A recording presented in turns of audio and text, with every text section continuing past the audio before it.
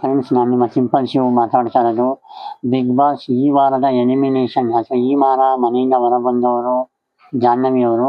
ಜಾಹ್ನವಿ ಅವರ ಆಟ ಅಥವಾ ಜಾಹ್ನವಿ ಅವರು ನಡೆದುಕೊಂಡ ರೀತಿ ಸುಮಾರು ಜನಕ್ಕೆ ಇಷ್ಟ ಆಗಲಿಲ್ಲ. ಅದನ್ನು ಸುದೀಪ್ ಸರ್ ಕೂಡ ಎಚ್ಚರಿಕೆಯ ಮೂಲಕ ಅವರಿಗೆ ಎಚ್ಚರಿಕೆ ನೀಡಿದ್ರು ಕೂಡ ಅವರು ಈಗೀಗ ತಿದ್ಕೊಳ್ತಾ ಇದ್ರು ಅನ್ನೋಷ್ಟರಲ್ಲಿ ಅವರು ಮನೆಯಿಂದ ಹೊರ ಬಂದಿದ್ದಾರೆ. ಆದರೂ ಕೂಡ ಅವರು ಅಶ್ವಿನಿ ಮೇಡಮ್ ಅವ್ರ ಜೊತೆ ಯಾವಾಗಲೂ ಇರ್ತಾರೆ, ಫೇವರಿಸಮ್ ಮಾಡ್ತಾರೆ, ಒಂದೇ ಗ್ರೂಪಲ್ಲಿ ಒಂದೇ ಕಡೆ ಇರ್ತಾರೆ ಅನ್ನೋ ಒಂದು ಆರೋಪ ಇತ್ತು.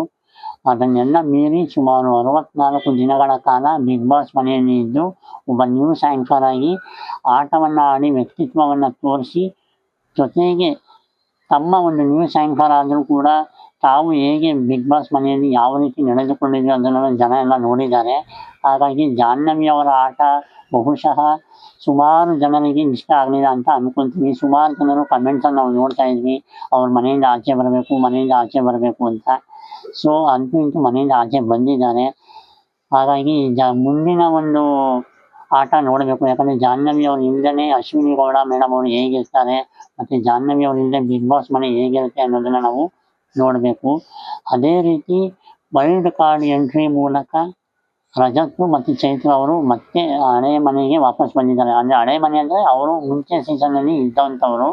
ಹಾಗಾಗಿ ರಜತ್ ಅವರು ಮತ್ತು ಚೈತ್ರರವರ ಆಗಮನ ಬಿಗ್ ಬಾಸ್ ಮನೆಯ ವಾತಾವರಣ ಯಾವ ರೀತಿ ಬದಲಾಯಿಸುತ್ತೆ ಅನ್ನೋದನ್ನು ನೋಡಬೇಕು.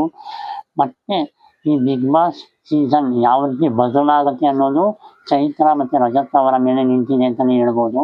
ಹಾಗಾಗಿ 5 ಜನದಲ್ಲಿ 3 ಜನ ಮನೆಯಿಂದ ಹೊರಗೋಗಿ ವೈಲ್ಡ್ ಕಾರ್ಡ್ ಎಂಟ್ರಿ ಮೂಲಕ ಇಬ್ಬರು ಬಂದಿದ್ದಾರೆ, ರಜತ್ ಅವರು, ಚೈತ್ರ ಅವರು.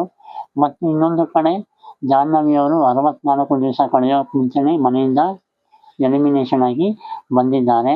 ಒಟ್ಟಾರೆಯಾಗಿ ಈ ವಾರದ ಬಿಗ್ ಬಾಸ್ ತುಂಬ ಚೆನ್ನಾಗಿರುತ್ತೆ ಅಂತ ಅನಿಸುತ್ತೆ. ನೋಡಬೇಕು ಯಾವ ರೀತಿ ಇರುತ್ತೆ. ರಜತ್ ಮತ್ತು ಅವರು ಚೈತ್ರರವರು ಬಂದ ನಂತರ ಯಾವ ರೀತಿ ಮನೆಯ ಪರಿಸ್ಥಿತಿ ಬದಲಾಗುತ್ತೆ.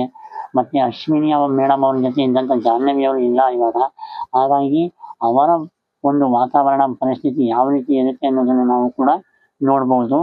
ಹಾಗಾಗಿ ಫ್ರೆಂಡ್ಸ್, ಈ ವಾರ ಜಾಹ್ನವಿ ಅವರು ಮನೆಯಿಂದ ಹೊರ ಬಂದಿದ್ದಾರೆ ಅನ್ನೋದೇ ಒಂದು ದೊಡ್ಡ ಬ್ರೇಕಿಂಗ್ ನ್ಯೂಸ್ ಅಂತ ಹೇಳ್ಬೋದು. ಅಂತ ಹೇಳ್ತಾ ನನ್ನ ಮಾತನ್ನು ಮುಗಿಸ್ತಾ ಇದ್ದೀನಿ. ಜೈ ಹಿಂದ್, ಜೈ ಕರ್ನಾಟಕ ಮಾತೆ.